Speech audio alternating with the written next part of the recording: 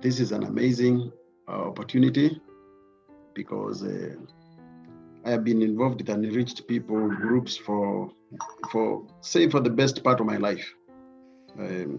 I'll share a little bit more about myself as we continue.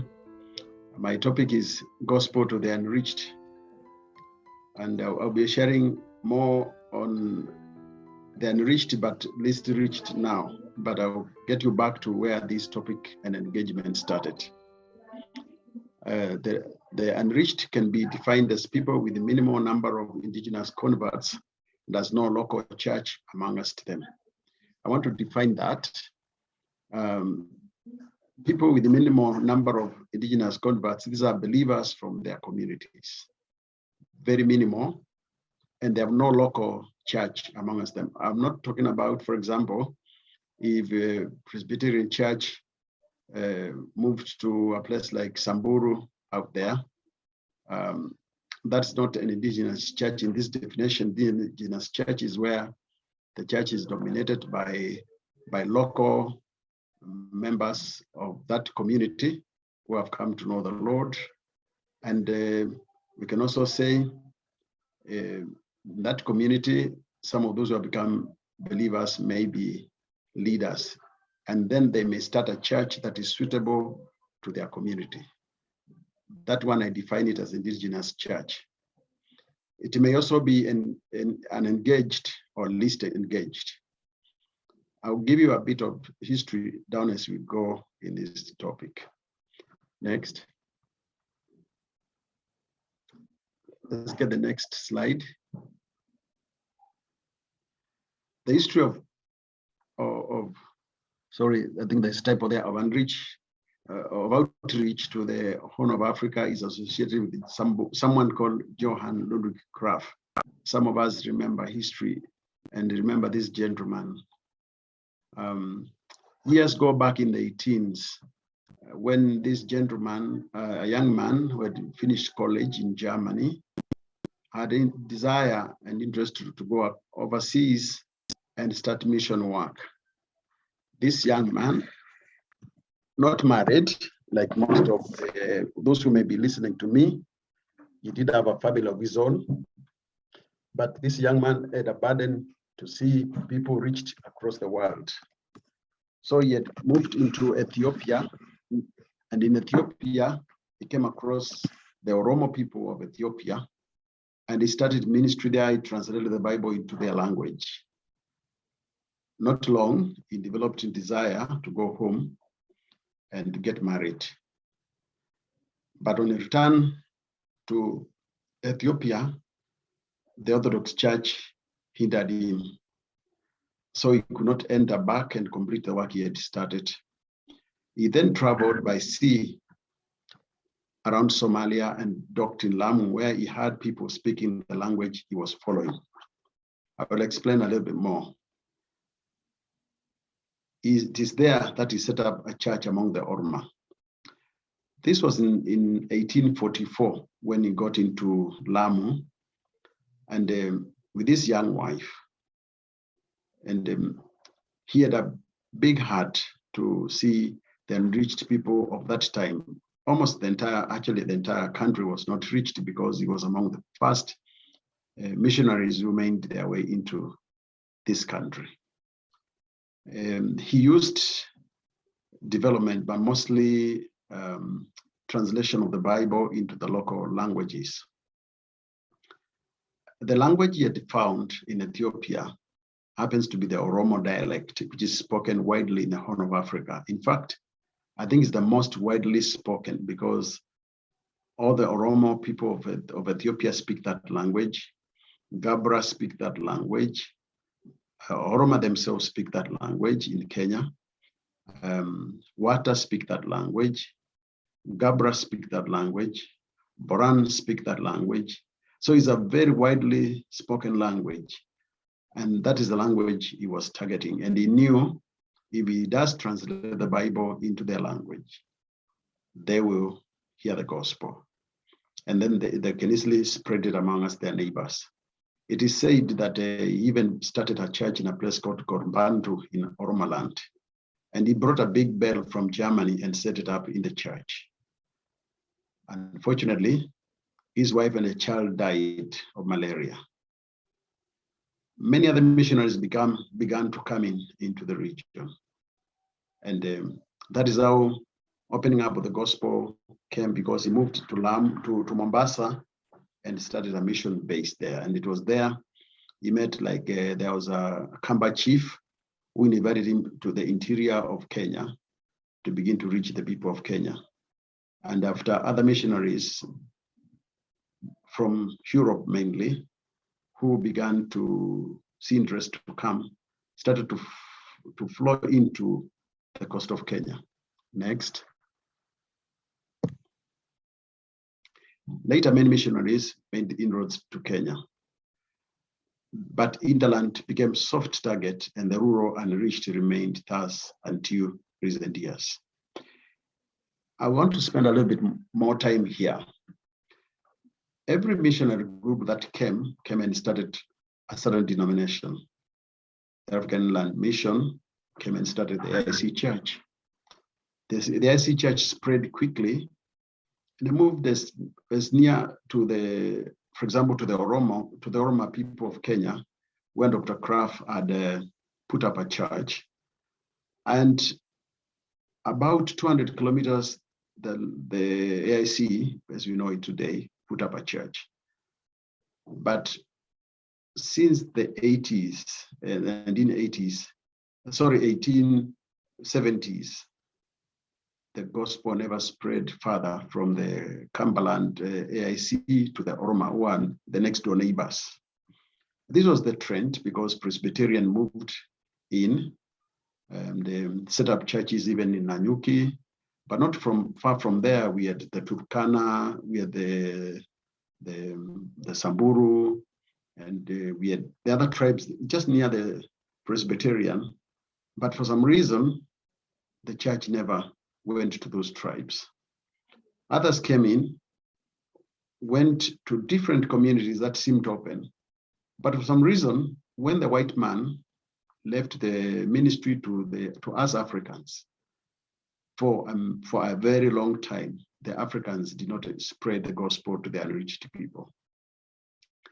They built up systems and they began to settle in, put up congregations, and they put up big mission, or rather church projects, schools and hospitals, but only to the people who had already become Christians. Initially, the pioneers of those churches were starting those mission bases for people who had not become Christians. But the church that was left by the white man spent a lot of time reaching themselves. And as a result, many tribes remained least reached in this country. Let me mention a bit about Somalia. Dr. Kraft passed Somalia as he was coming into Kenya.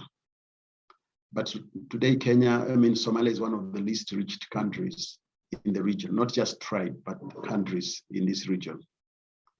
I was presenting somewhere this week, and it was very interesting to note that it was the missionaries who went to Somalia and the mission organizations that had sent them that are the key culprits on why the gospel has never had roots in Somalia, while it had roots in Kenya, being reached by the same mission organizations in the region.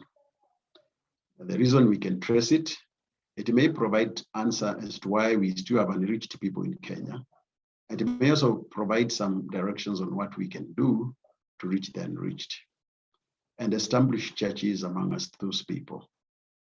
When the missionaries went into Somalia, they set up good mission bases, hospitals, schools. Young people came to schools and the colleges. Somalis became believers. Often we tend to think it was Islam that hindered Christianity from growing in Somalia, but that's not true.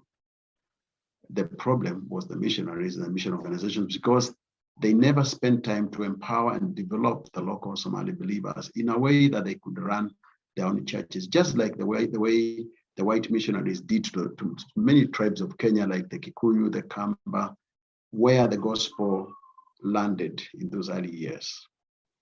And as a result, whenever the missionaries left Somalia because of one reason or another, or even when Islam became very strong, the gospel went with them.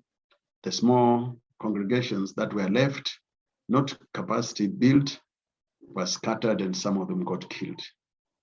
This was the trend. Let's pick that into Kenya. We may think we were better than the white missionaries, but we are not. In fact, in a way, I can easily conclude we failed the cause of the gospel. Because how can we be celebrating 200 years, 150 years of the gospel in this country? In the same country, there are many unreached people. So the recent efforts were reached by an organization called Finish the Task. Next.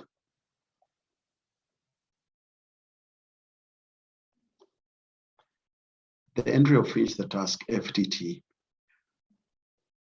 Not so long ago, in 1977, church leaders were invited to Jikowe, global movement for word evangelization. And it is there where they learned Kenya had 22 unreached people groups. Think about 1844 and 1977 is when the church that was left with the task by the people who brought the gospel here discovers in this country we had 22 unreached people groups. In April 1988, FTT was formed to help spearhead mission to the unreached in Kenya. And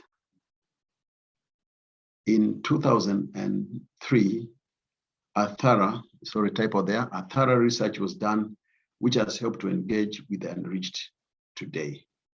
The research is currently under review. Let me go through some of those points once more.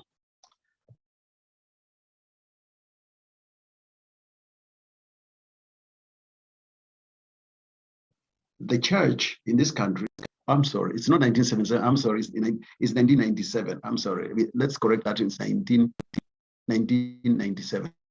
Sorry, I think I did this presentation in a hurry, so I lost. It's I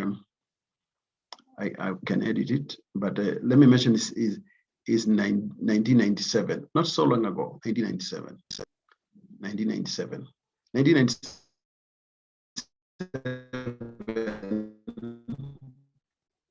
From many years, and we have many congregations in this country. We still have those churches. I mean, it was just the other day, 1997, about 14, 15 years ago, when the gospel finally, no, about 27 years ago, 24 years ago, when the gospel finally began to target the unreached people groups.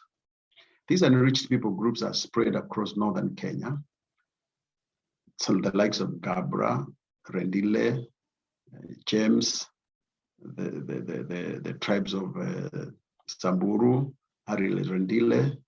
You come to Tana River, you have the Wata, the Wardei, and you have the Oroma themselves, you have Upper Pokomos, all those tribes and many others that are in cities these days began to get targeted. FTT, Finish the Task, is a body that was formed by church leaders. It's not an organization. It's a body that was created to be able to coordinate and recruit and help connect churches with the unreached people groups. In 1998, how comes I put wrong years here? Oh my goodness. I wrote this presentation in a hurry. Let me see, I'll correct them as I finish this. In 1978, the other one was 77, 78. Somebody's correcting. Okay, let me correct this myself. But no, I cannot correct. The person presenting would have to do that. But it was 1978, I'm confusing myself. Let me check on my notes. When you have been traveling and the mind is tired, these years can become confusing. 1997 was the year the meeting was held in South Africa. 1998, the following year, is when FTT was formed. Then 2003 is when the research was done. So let's go back to 1998. It's not so long ago. 1998 is not so long ago. By that time, church leaders moved across the region of northern Kenya and mapped every tribe that had not been reached. Churches began to engage. 1997, correct that, in 1997. 1997 is when Jikowe took place in South Africa, and then you had done it well. 1998. 1998. The other one is 1997, a year before. Thank you for helping me. I was driving a couple of hours before I stopped to do this presentation because I have to go to a meeting tomorrow very early. So these churches who came together, they moved into the unreached people areas and they quickly began to engage. For example, we had the Sitam start with the tribe called Wardei in a place called Bangal. They have since moved to the north, among the Borans, among the Rendiles, and they have done mission bases there.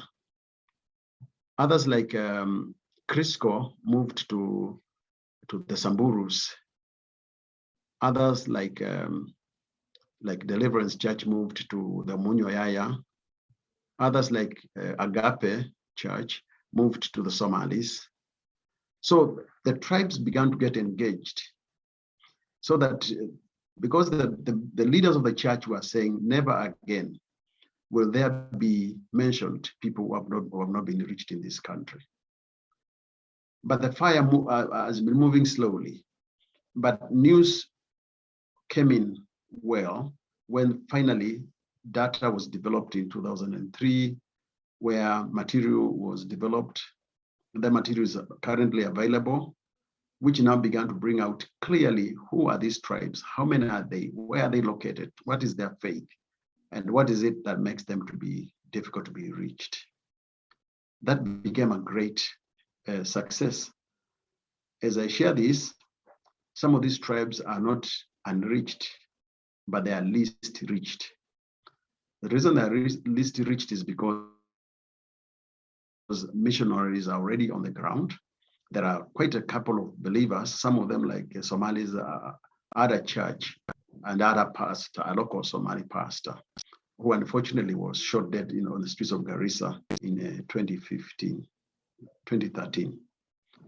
And then that made the church to get scattered. There are many other congregations currently that are going on in Tana River and in the north, among us. The Borans are no longer unreached as such, but Gabras are still locked up there, not quite reached. And the few other tribes, the Rendiles, are still being reached.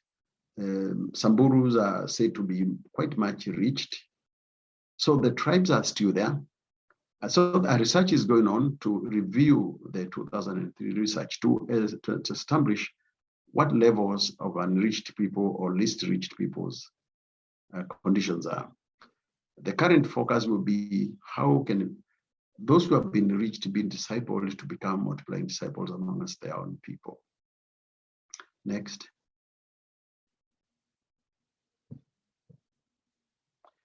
The entry of Finish the Task FTT.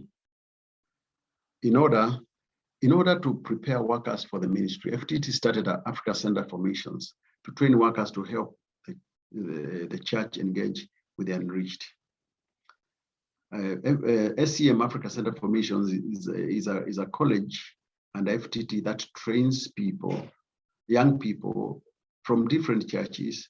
The emphasis is to be able to train from churches than from free invitations where people come from wherever, but these come from the church, so that after they are trained, they return back to the church. Most of the churches I mentioned, and others I didn't mention, have had their members being trained. SCM began to offer diploma certificates to those who are ready to go for missions, but they offered 3 courses. One was to prepare them for cross-cultural mission work. The other one was to prepare them to be able to establish mission training centers among us, their church members. The last course was to prepare them to become mission leaders. The present state in the church in Kenya is still not as good in terms of engaging with the least rich people. One of the points that I was noting this week in another meeting is that the churches have set up mission bases, but those mission bases and mission departments are run by people who have never experienced missions. So whenever they send people out into the field, the people get frustrated and end up losing their courage to live in those communities. Being a missionary into the unreached people groups is not a very easy task, because most of the unreached people groups are in the rural Kenya. There's not a good place to go to take children to school if one has children that are going to school. Accommodation is not very good. And the recent past, there's been a lot of insecurities that are associated with those places. So as a result, many dare their lives, and a lot of them have been attacked. Churches have been attacked, as we know. We have heard about even the university, Garissa University attacks. The whole of that is to intimidate people so that they don't end up in the mission field. As a result, we still continue to have unreached people in this country, or rather least reached people in this country. I want to share a little bit about my story, how I got engaged with the missions. And this may be a good story for those who are young and are thinking they want to consider that they want to engage with unreached or least reached people in this country and beyond. While a young man, I cleared school and I was trained by the government in photography, and I was sent to Garissa to go to work with the government to be able to develop material to help the illiterate people who would be put together to start cooperatives and be able to save together. I landed in Garissa. I thought they were just like any other places. And soon I discovered they were not. Language was difficult. Confrontations were plenty. And that deterred me. And I decided I'll be here shortly. But not so long. There was a banditry attack in town, and our trainees whom we were going to train were killed. So that left us with equipment, and I asked my office if I could use the equipment to show Christian films around the town. I was allowed to do that. It was while sharing Christian films around town, I began to realize there were so many people who are willing to hear the gospel. I did not know the language at the time. So I used to bring the films from Nairobi, the reels. Those the modern youth we have today don't know. We used to have reels, long reels that would carry with a projector and a generator. And in the calm of the night, we would show the films, and people would come from different houses. And because it's dark, they would not know whether the daughter came, the son came. They would all come, but they would not know whether the other came. And after I finished, I was translating into Swahili for those who could understand a bit. After I finished, they would streamed back to their homes as if they did not come from the film. After a couple of years doing this, spending my money that I was earning, taking the films around, a number of them began to turn to Christ. I remember the first one was in 1983, because I landed there in 1979, a young man, very strong. And I was excited that at least a believer, where I can begin to disciple. Then another one, I used to go to schools, and another time I went to school in 1986, and 5 boys gave their lives to Christ, and one of them followed me the following day. He is still standing for the Lord. He's now a man with his family, and he's still a believer. But I spent a lot of time discipling him. He went through a lot of persecution. Well, it was around that time I resigned from civil service and became a full-time missionary out there, a place I stayed for 22 years. And by the time I was leaving to become the national director for the Life Ministry, I had quite a thriving congregation that was meeting every Friday, because church must be meant to look like the way the local people would have it look like. But after their pastor was killed, whom I left responsible for that congregation, they were scattered. But the seed of God doesn't die. We still have a lot of them that are standing. We also got to experience the other tribes. And by the grace of God, when people came from other denominations to come to see how unreached people were being reached, I was able to guide the churches around the region. And as the person who introduced me said, I'm the current national executive director for this organization, Finish the Task. But I coordinate the work of different churches in the region, and I coordinate following up the trainees into the field to ensure that they are able to carry on with the ministry. In the last 7 years, I have been doing a lot more inside Somalia. And inside Somalia has a lot of opportunities for young people who have career. One local leader asked me for 1,000 born-again Christians to go to serve in Somalia. I was concerned, why would you like 1,000? And he said, Christians have genuine love for people, and that's why he wants them to go to serve his people. I took some church leaders into that country, but we have not been able to set up mission activities, but we've done a few projects. Sorry that I did not put some of the methods that one can reach the unreached, but with this I can share. Some of these unreached people, tribes and communities are very poor. They are distant from many developments. And many churches that have engaged with them have set up schools. Schools have provided great opportunities for young people, for children who are not biased by strong religious practices and are willing to learn new ideas. And also parents are happy to bring their children to school because once they learn, they are sure they will be able to come back, work, and provide for them. But once you get trained missionaries who can go to those places as teachers, as experts in different ways, they can go as agriculturists, they can go, any career can go. And even to some of those who have a first degree, that's just a training to open one's mind into opportunities and the possibilities of thinking. Well, no matter what you are trained in, you can retrain and become relevant in whichever society. I remember in the 22 years I lived and worked amongst those people, I trained in a lot of areas. I trained in education, I trained in agriculture, I trained in health, I trained in relief and development.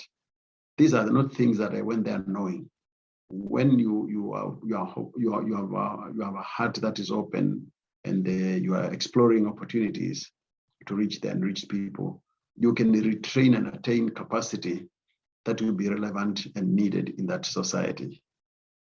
Probably, and I'm so thankful for this opportunity, probably by sharing with a lot of those who are listening to me, you can go to your church, you can get in touch with me, and I can help you on ways that you can engage with the tribe that you have interest in. With the research that is there is not as accurate as what is going to come out once we have finished by next year. We wanted to finish this research by 2018, but it didn't happen. Then last year things got tough when we were about to get started. And then it is now that we are starting with the Nairobi, and we'll likely be starting with, joining again with the Marsabit region and Tana River, Mombasa.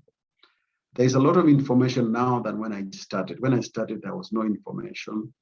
There was no training. Now there is structured training.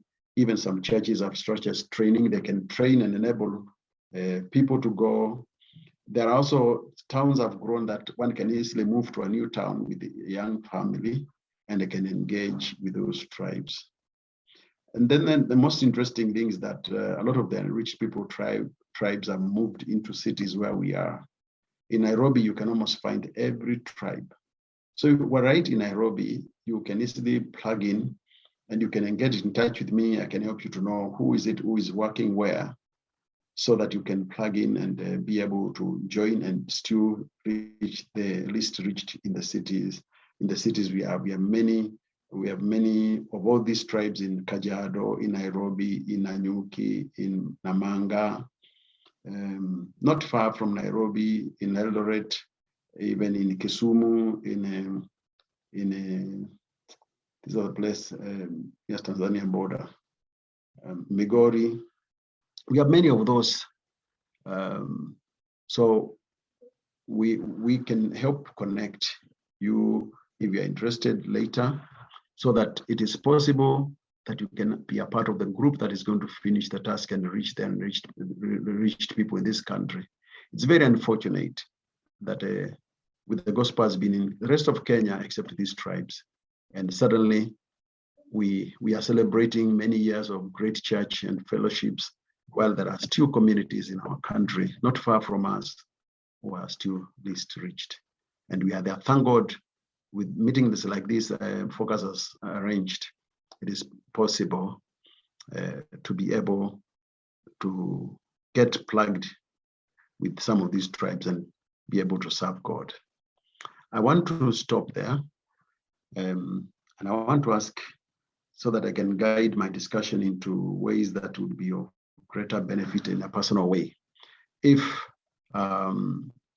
there could be some questions, some concerns, I'll be happy to respond to such specific questions.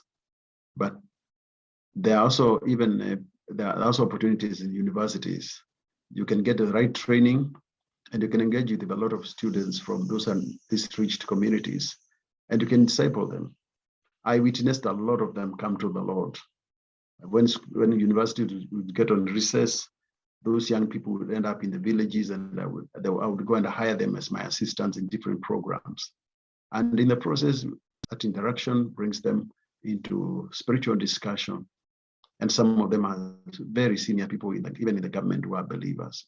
I cannot mention their names here, for I don't know who else is there, for their sake. And also because I keep going there, like I'll be in Garissa by 7 in the morning and be in Hola by 9. It's a region I keep traversing. But people like me, I'm not as young as I used to, but I'll be very happy if there could be other young people, younger than me, who are in the bracket of the age I was in the 20s, mid-20s, who can get out and serve the Lord. There are some areas of worries people worry about. How will I be supported? What about my career? Those are not things to worry anymore, because when God calls you, there will be ways. These days, there are ways you can be trained, you can be helped to know how to raise your support, you can be helped to plug in with a church that is already in such a place. So it's not like those days. I remember when I went to join Life Ministry in 1983, and I was told they had come to Garissa to do a crusade, because that's the best thing people knew, crusades. But crusades do not work in those communities. And they were stoned and beaten so bad in 1978, I was told. And when they left, they were praying that God would raise somebody whom he has called to reach those people. So when I landed in the office in 1983, they said God has answered their prayer. And because I came and said, God is calling me there, I will join you if you get me to go back there. So God provided for me. I went there single while I was there. God brought another lady who came to work with the Agricultural Development Corporation, and we went to church together. I used to be in the choir and used to have several outreach activities, and we connected. God has ways to connect people. So there are worries that are not worries anymore, because some of us who have gone ahead, we have learned that we can share what we have learned, and that can answer questions that some other people would otherwise be struggling with. Let me stop it there and look at some of the comments and also questions. Feel free, and my host, you can moderate that point, and then I'll be able to answer as we go towards the end of our time. Thank you, Dr. Reuben,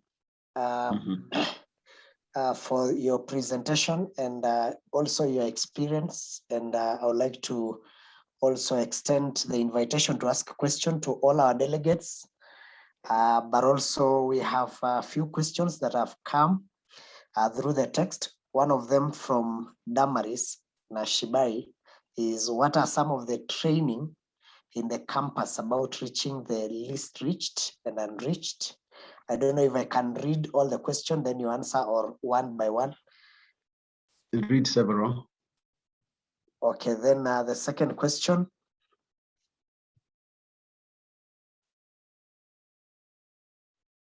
is from Simon Gelechei. Please, what are method can we engage in while approaching the unreached people? And then from, I believe this is from Doris. If a CU wanted to adopt an unreached and least preached people groups for prayer and support of missionaries there, how can they go about it? Maybe you can start from the first three questions. Okay. Those are very, very good questions. Many churches have connections with campus students, but the easiest I would say, at the end of this, I would ask my host to share my email address, and then I can provide connections with how you can get some training. SEM, which is Africa Center for Missions, last month started an approach. You know, education is becoming a very creative field these days, and it has been decided that there will be the school will not be centralized like it has been in Nairobi.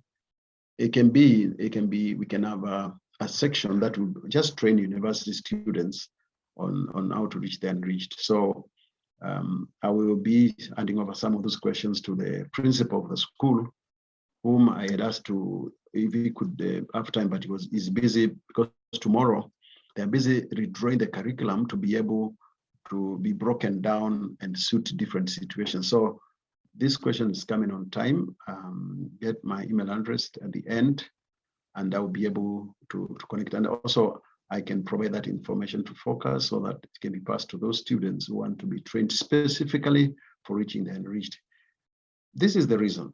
Reaching the unreached, there are a lot of stuff you have to learn. One, cross-cultural knowledge is very important, to know how to approach people of another culture. And some of the approaches may involve learning a bit of that language, learning their religion.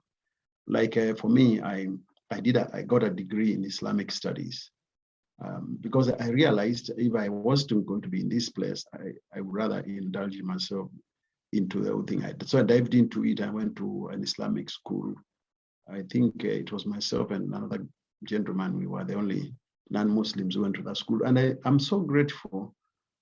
People feared for me that I was being converted, but it was that experience that changed my mind, that I actually understand when we are talking with them what they mean. Meaning is the most important thing. You can say the same thing, but the meaning is different. So in learning about missions, you need to understand when they say this, what do they really mean? So we have to explain something to them. What is the best way to explain so that they understand it the way you want them to understand, and the right way without misunderstanding? So that training is very crucial. There's also spiritual warfare that goes along that training. So it's not just another Bible school course you find. This is a specialized course that will help you to attain very relevant knowledge. And it's not one organizational curriculum, is an interdenominational initiative, and you can learn while it's still in campus. The second one was how can you adopt unreached people? That would also be very easy. We can connect with my host, Collins, and we can see how we can make some of the material available so that you have more details. 1 hour is not enough to take you through all the tribes. There are many. And even we have come to discover others because Chinese are here with us. They were not there at that time. And we have these are here with us. They were not there at that time.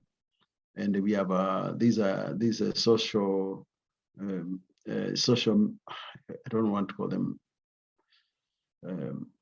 let me be positive and say we have social classes that have come to be developed, like lesbians in that group. That was not there. They have no interest for God. So unreached people lists are increasing, and so we can easily be able to give you material regarding whatever you want, whichever group you want to engage with. Then you can be praying.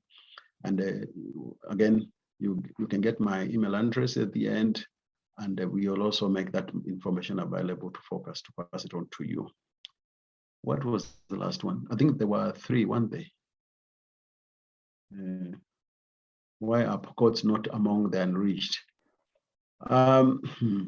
Before you go to that one, that one was please, what are methods can we engage in while approaching the unreached people? The unreached people is not a hit and run exercise. It's a place. You will hear the story of Dr. Kraft. There's a book, I was trying to recall the title, but I can share that.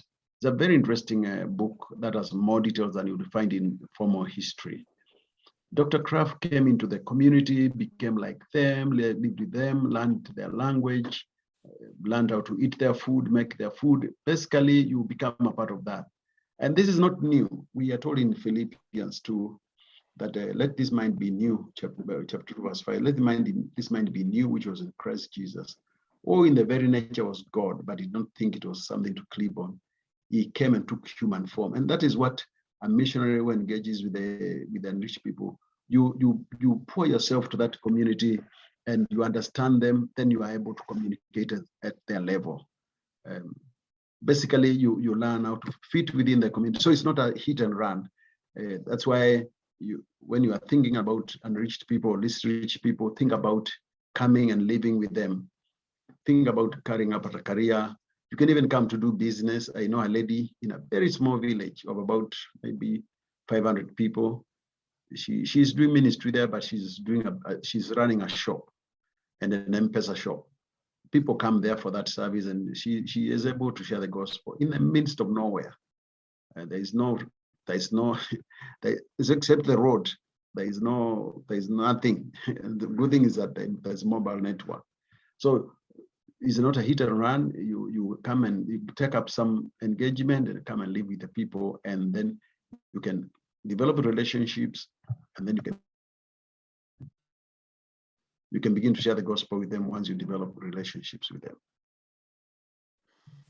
Thank you. Why are Pokots not among the unreached?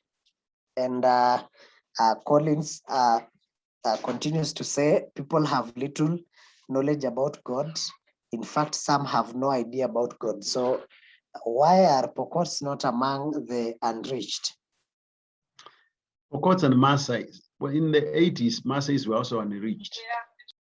When there's a group called GlobeServe. You can look up that one. GlobeServe is an international group that analyzes and keeps on monitoring how the trends of how people are coming to the Lord, how churches are being established among their people, and when certain percentages are reached, then they are removed out of the out of the least reached. First they're in the unreached, then they come into the least reached. But once they're able to have pastors among us, them, they have congregations 100% run by their own people. Even if there are pockets that are still far from God, then those are not unreached people, because they don't necessarily need external input to reach their own people. That is the position that was reached with the Maasai people. In the 80s, Maasais were unreached. But later on, many missionaries poured their work there. Maasais went to school, got trained, went to Bible schools. And today, like there's a Bible school in Narrow run by Maasais for Maasais. So that is how the pockets were left, because we have lots of pockets, even who are leaders in the church, in the open church. So I think those pockets should be a responsibility of those who have already become believers among us that tribe. And also the other thing in the 80s and early 90s that made pockets difficult to reach were the terrain, the mountainous nature of where they live. It was very difficult to penetrate. But even then, as many of them began to come to college,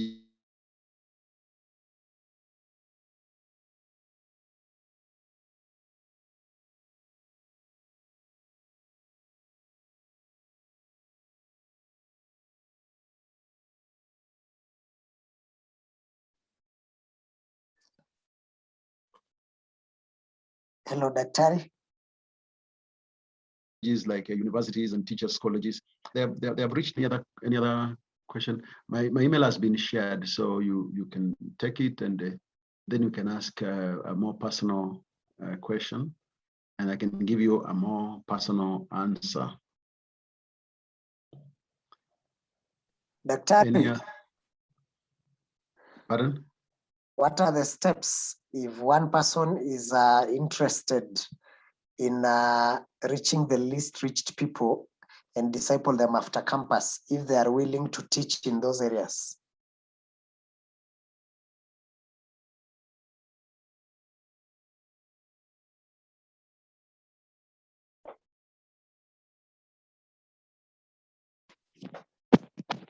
Hello, am I audible?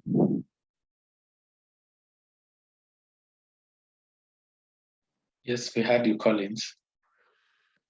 Maybe the Daktari think is he has dropped from the call. Sorry, I am back. Okay. One person is asking if they are interested what are the steps in teaching among, what are the steps after campus? After campus, the steps that one can take, even before. The good thing is that campus is not so tying as we know. There are moments that you can get online and do a course, so you can begin to warm up. For example, we can connect you with the churches that we know are working amongst the unreached people, and then in that church there is a leader. For example, if you go to CITAM, for example, there is a leader, head of missions, the director of missions. I think currently is Reuben Nzuki. We can connect you there, but then when you get there, then they can connect you to the fields, and some of the fields could be Nairobi. So that can be done while you're on campus. But when you are preparing out of campus, or even you are on a recess, it is possible to connect you with those who are in the mission field to go for internship. It is very possible. And we can give you some orientation and some tools that you can use in terms of knowledge. And then you can go and begin to engage those people. And then when you finally leave college, by the way, as you engage on internship in those courses, it will help you to focus on when you leave, where do you really feel God is leading you to go? And then therefore, what kind of training do you require?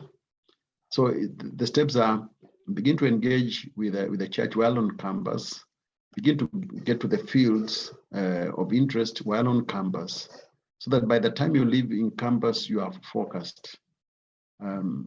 Jesus is one of the best employers. People think when you go to serve God, you are serving the poor side of of economy. But the earth is the Lord's. In Psalms, I think 22 says, the earth is the Lord's and the fullness thereof, the world and all those who live in it. So the monies of the world belong to God. The people of the world belong to God. So when I worked as a full-time worker, I raised support for 18 years, and we never lacked. In fact, my children remember fondly the years we were missionaries than when I began to work, salaried work, because when I left life ministry, I left and joined salaried work, and I've worked for several organizations, the international organization, earning a lot of money. But that money my kids don't remember that. They remember those experiences when we were in the field and God provided. Like my son, one of my sons, one time say he saw, when they will bring films home, he saw the gods must be crazy. I said, this is very interesting, Dad. Can you take me to see these guys? And you have a young family in somewhere in the village in Garissa, and then the kids tell you they want you to take them to see those guys. I told him, pray that God will provide, and miraculously God provided, and we were able to go to Johannesburg and up in Botswana. Went to the Bushmen, spent there in the night, because kids learn faith. So I'm one person who does not understand why people fear to fully commit to God with their career and their lives, because God is a provider. He provides. All of this earth belongs to Him. So when you leave campus, this is one of the career opportunities you can sign yourself for. The only issue is that you need to work in an institution that can provide mentorship, can provide support, because a mission field can be very emotionally draining. And lately, some of the fields can be extremely dangerous. But even the places, Jesus said He's sending us like sheep amongst wolves. And He made very strong comments, like He said, "You shall walk on scorpions, and nothing will do you an harm. And even if you drink something poisonous." Some of us in our mission career, we have taken very bad things, not knowing. And we've got into situations including kidnaps, but we are still around to talk about the Lord. So as you think about getting out of campus, don't think this is the last option. Don't make it the last option. As you engage on campus and the internships, your heart will clear what is it that God wants you to do. And then once you clear campus, you can now go and do it. Thank you so much. Jennifer Akinyi, please, would you verbalize your question? Jennifer, if you can.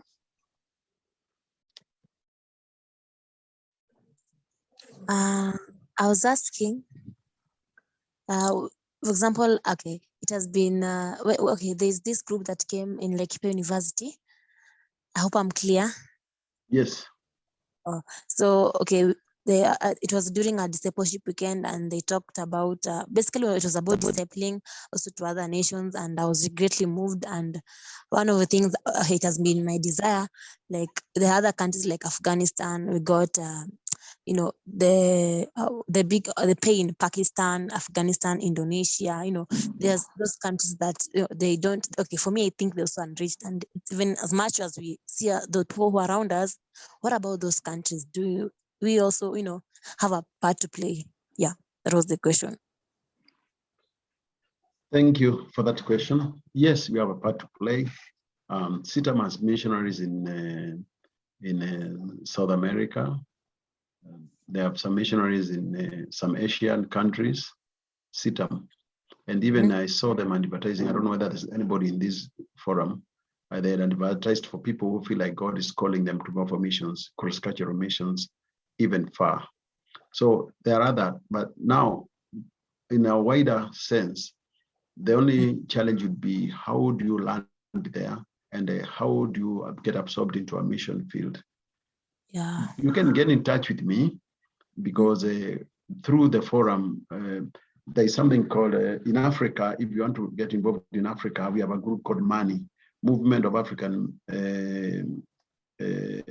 National Initiatives, MANI, M-A-M-I, Movement of African National Initiatives. And that's a part where FTT is a member, is a member of Money. Through that network, and God is calling you to say to Botswana, to Nigeria, to North Africa, it is possible. It's like a web. It's possible to connect you there. Through GlobeSub, the body I talked about earlier, it's a global networking body. If you have a calling and a burden to such country, wherever it is on the face of the earth, you can get in touch. Then I can be able to find ways through the GlobeSub family on how you can jump from here to that other country. But the best is when you connect with the local movement, it is easier to crisscross to an international external movement. It is possible. We cannot say it's not possible. Okay.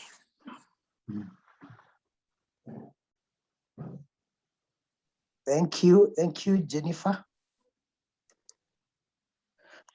Are there any requirements pertaining that internship you just talked about from Chelangat Fancy?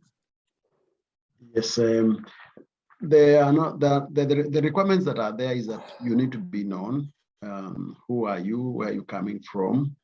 And if I got to know your church, because my job is to coordinate churches that are having mission initiatives into the unreached communities. If I get to know you, it is possible to tell you, to recommend you or connect you with the church that is already having interest in those, because in our research, we know who is where, we know which church is where. Being with the church is very important, because when those believers get discipled, they begin to form their congregation in their own nature. It doesn't have to be in a building. It doesn't have to be in the four corners of a wall. It doesn't have to be like that. The church will have to be unique to those people. So we have churches that are engaging with those communities. I don't think there's any community that doesn't have a church I can get you. So when you want to join such internship, let me know. Then I can connect you with them. Then now we can get the conditions and the requirements based on their mission organization. If not, there's this thing we are forming, our principal is forming tomorrow with several of the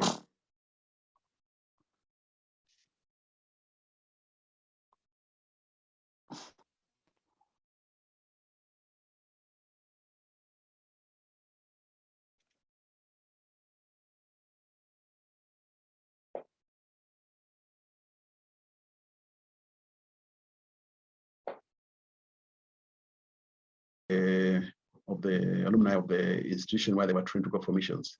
It is going for 3 times in a year. So every person will have different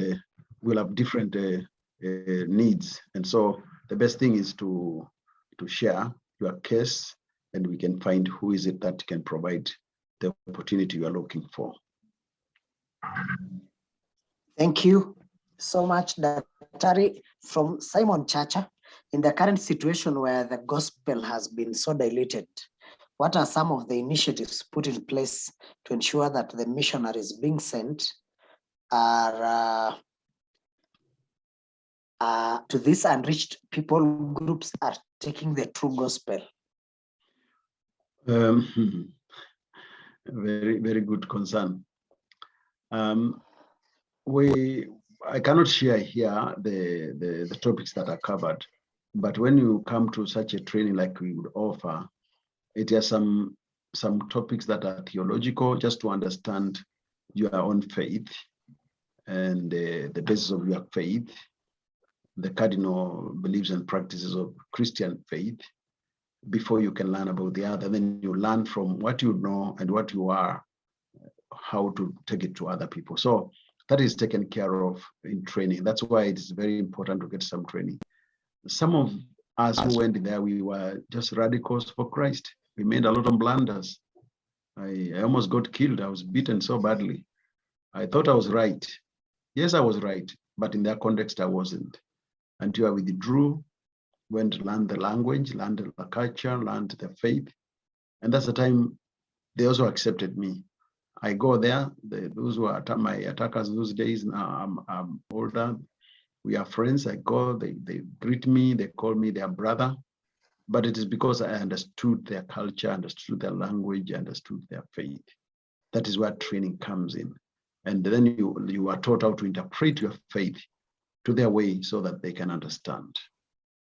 Yeah, so training will solve the illusion that may have come in because of tradition of the church this side of the country. Thank you, Daktari. I think a final question, is it a must for one to go through internship before going to the field? This is from Jimna. I mentioned internship for those who are asking for it. It's not a must that you must have internship. But internship is very helpful because it's like to give you a foretaste of what you are going to commit yourself to. If you are not sure, it's good to go for internship and just test the waters, as it were. That's the role of internship. But if you are sure God is calling you somewhere, just go full blast and go and join a mission field. It is not a must that you must take internship. Yeah.